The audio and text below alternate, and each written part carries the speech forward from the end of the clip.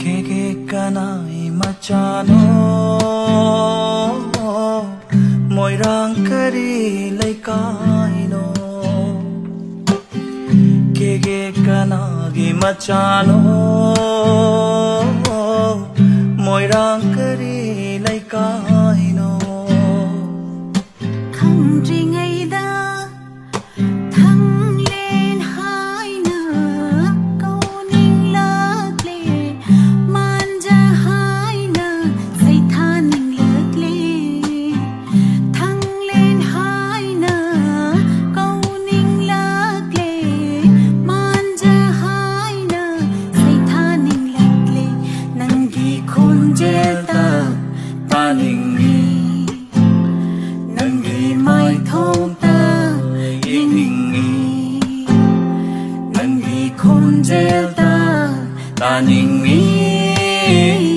Nangi mai thong